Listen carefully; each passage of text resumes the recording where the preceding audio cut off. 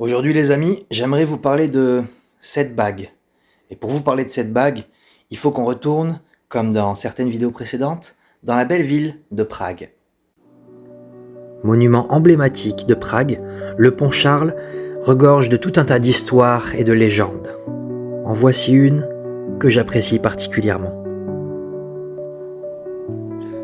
Près de la croix placée sur le pont Charles se tenaient régulièrement des mendiants qui demandaient l'aumône aux passants. Propriétaire d'un grand domaine, de plusieurs palais pragois et de nombreux bateaux de marchandises sur l'Elbe et la Vltava, ainsi que d'un château en province, une dame très riche avait l'habitude de se promener par là, sans jamais daigner regarder les mendiants qui faisaient la quête. Un jour, une vieille mendiante misérable tendit ses bras vers elle.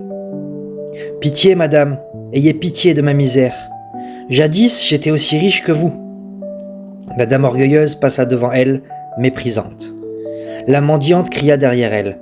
« Aie pitié de moi, et Dieu aura pitié de toi. »« Je n'ai nul besoin de la pitié de Dieu.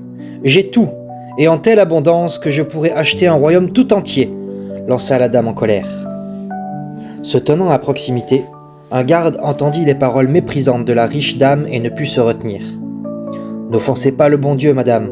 On ne sait jamais, il pourrait vous punir en vous jetant dans la misère. » « Qu'est-ce que tu racontes, pauvre imbécile ?» se fâcha la dame contre le soldat.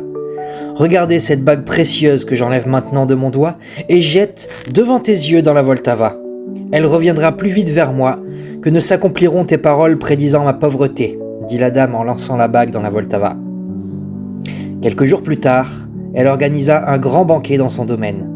Le cuisinier commanda des poissons venant de la région.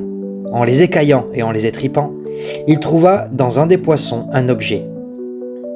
Il constata avec étonnement que c'était la bague de sa maîtresse.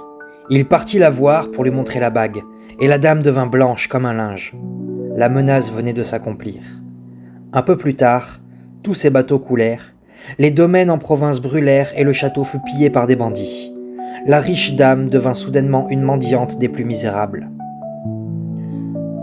Un peu plus tard, on la retrouva parmi d'autres mendiants sous la croix, mais elle était déjà morte.